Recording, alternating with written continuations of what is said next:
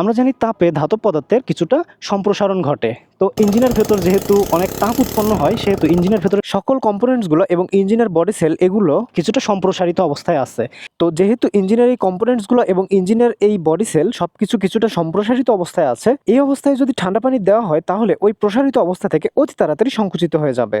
আর এটাই কিন্তু ধাতব পদার্থের জন্য একটা ক্ষতির কারণ হয়ে দাঁড়াতে পারে। তার ফলে কিন্তু ইঞ্জিন এগুলো ক্র্যাক করতে পারে। ইঞ্জিনের যে বডি আছে, এই যে শেলটা আছে, এই শেলটাও ক্র্যাক করে। এমন ঘটনাও কিন্তু বহুত আছে যে আপনি অতিরিক্ত উত্তপ্ত ইঞ্জিনে হঠাৎ ঠান্ডা পানি দিয়েছেন, আপনার ইঞ্জিনের এই বডিটা ক্র্যাক করছে। এরকম ঘটনা কিন্তু হয়, হয়তো বা রেয়ার, কিন্তু হয়। তো আমি কখনোই চাইবো না যে আমাদের ইঞ্জিনের বডিটা ক্র্যাক হোক বা ফেটে যাক বা এই ধরনের প্রবলেমে পড়ি। সো অবশ্যই যেটা করবেন, বাইকটা ওয়াশ করতে হলে অবশ্যই বাইকের ইঞ্জিনটা আগে কুল করার জন্য যে টাইমটা দরকার সে টাইমটা দেবেন, তারপর আসলে ওয়াশটা দেবেন। যদি আপনার হাতে সময় নাই থাকে, অ্যাটলিস্ট 10টা মিনিট বা 50-এর নিচে আপনি তাপমাত্রাটা নিয়ে আসবেন।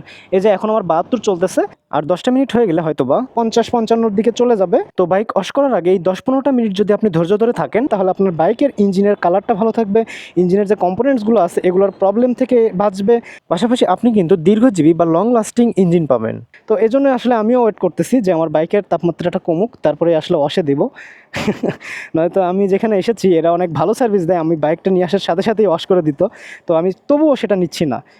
তো আমি যদি দেখাই এখন আমার বাইকের টেম্পারেচারটা কত, এখন 52°C তাপমাত্রা, অর্থাৎ 50-এর কাছাকাছি চলে এসেছে।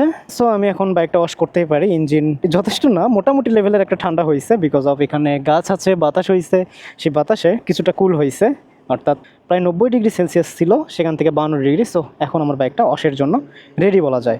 এভাবেই আসলে বাইকের ইঞ্জিনটা ঠান্ডা করে তারপরেই ওয়াশে দেওয়া উচিত। তাহলে আপনার বাইকের ইঞ্জিনের কালারটা ভালো থাকবে, ইঞ্জিনের কম্পোনেন্টসগুলোও ভালো থাকবে, পরিশেষে আপনার বাইকের ইঞ্জিনটা লং লাস্টিং করবে।